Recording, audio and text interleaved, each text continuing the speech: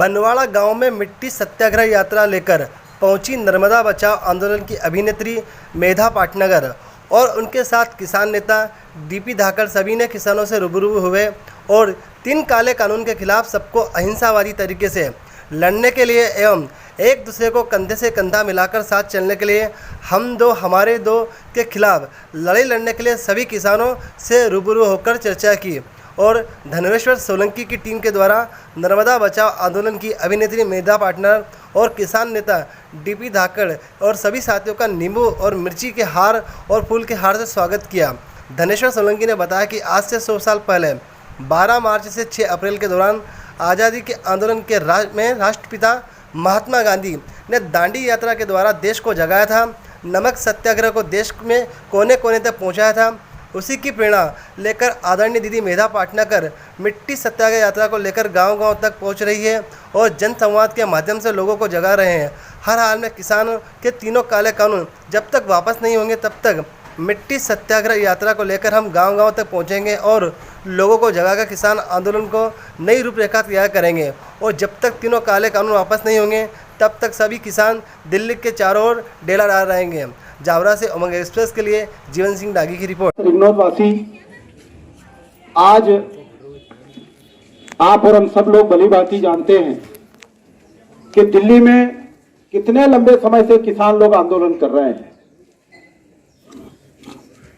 पर हम लोगों को ये लगता है कि वो तो सरदार लोग कर रहे हैं।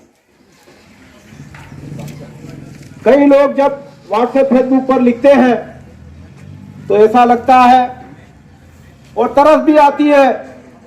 कई ऐसे नौजवान किसान के बेटे जिनके पिताजी खेत में पाणत वारी रहे, वे भी लिखे कि यह करसान को आंदोलन नहीं है।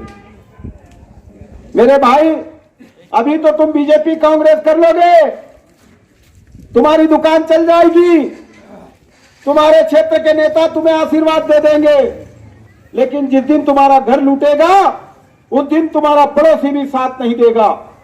क्योंकि आज के युग में हर आदमी ये चाहता है कि भगत सिंह तो पैदा हो पर मेरे पड़ोसी के घर हो जाए, मेरा बच्चा नहीं हो। हम दिन काट लेंगे, लेकिन क्या होगा हमारे देश का? जिस देश को आजादी कितनी बड़ी मुश्किल से मिली थी, क्या कोई अकेले हिंदुओं की लड़ाई से आजादी मिली?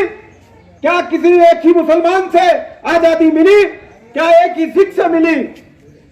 हमारा देश आजाद हुआ तब हर वर्ग हर जाति के लोगों ने योगदान दिया है और उसके बदले आज हम सुकून से जी रहे हैं। आज हमारा किसान तकलीफ में है। दीदी, आपको मालूम हो, रेलवे वालों ने जब आंदोलन करा तो कोई लोग नहीं गए उसमें, क्योंकि आज इतिहास गवाह है, देश की आजादी के बाद रेलवे वालों ने किसी की भी लड़ाई नहीं लड़ी। जब रेलवे वालों की बारी आई तो 5-5 हजार 2-2 हजार और देश की रेलें बिक गई। आम आदमी, हमें जब दिल्ली जाना होता था दीदी, तो हम आधी रात को उठ के ट्रेन में बैठ जाते थे, जैसे तैसे भी दिल्ली चले जाते थे। लेकिन अब आप ध्यान रख लेना, गलती से रेलवे स्टेशन मत चले जाना, वरना पुलिस पकड़ लेगी।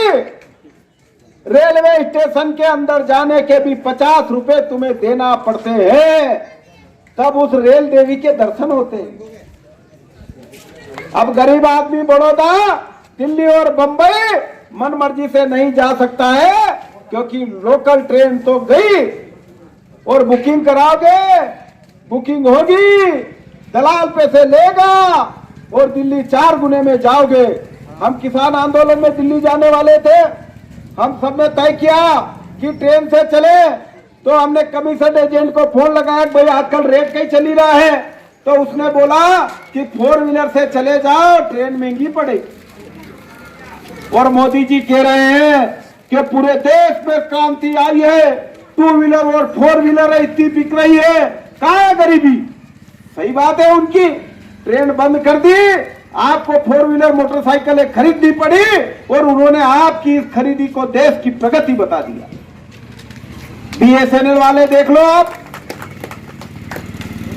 अरे जिस व्यक्ति को मालूम है, ये बुजुर्ग लोग बैठे हैं, पहले ये फोन बड़े बड़े लोगों के घर पे थे, पर राजेश पायलट जी को जब नरसिम्हा राव जी ने संचार मंत्री बनाया तो राजेश पायलट जी ने कहा कि प्रधानमंत्री जी मैं तो पायलट हूं, मेरे को हवाई जहाज का मंत्री बनाओ, ये तार जोड़ने वाला मंत्री क्यों बना रहे हो?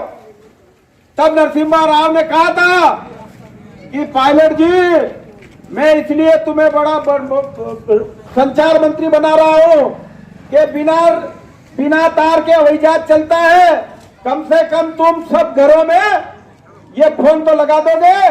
तब राजेश पायलट जी ने कहा था कि याद रख लेना प्रधानमंत्री जी, मेरे को मंत्री तो बना रहे हो पर टापरे घंटियां बजवा दूंगा। और घर घर फोन लगे। राजीव गांधी जी ने ऐसी क्रांति करी कि हर जेब में मोबाइल आ गया।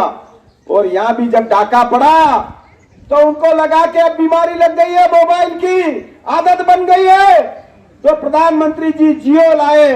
सब लोगों को लगा कि हम जी जाएंगे, पर अबे कहीं वही है। अबे घर में अगर छोड़ोगे, और व्यवस्था भी कितनी बढ़िया दे दी कि अबे बच्चे बच्ची को पहले कहते थे दीदी कि मोबाइल मत लो, छोटे छोटे बच्चे मोबाइल नहीं छोड़ते, अब तो पढ़ाई मोबाइल की हो गई। बाप बेचारा 15,000 का मोबाइल लाया था तो छोरे को देना पड़ रहा। ये स्थितियां क्यों बन रही है? आपका BSNL चला गया, सरकारी अस्पताल। अभी फेसबुक व्हाट्सएप पे क्या लिखते हैं दीदी? सरकारी अस्पताल जाओगे तो मौत का प्रमाण पत्र मिलेगा, जान से जाओगे, और प्राइवेट में जाओगे तो जमीन से जाओगे। कोरोना में 5-5 लाख का बिल बनी है। आधा लोग तो वहां जाए अनिति नहीं है कि वही मेडिकल कॉलेज में जावांगा तो भी मरांगा नहीं, इंदौर जावांगा तो भी मरांगा अनिति, घरे मरनू। कहा जाओगे? अस्पताल है व्यवस्था आपके पास? जब इन्होंने नौकरियों की बात करी, अबे तो हमारे नहीं घना लोग, दादा 2 मिनट चुप रह जाओ, आया पर्दो कर दो, पाछे बात करो।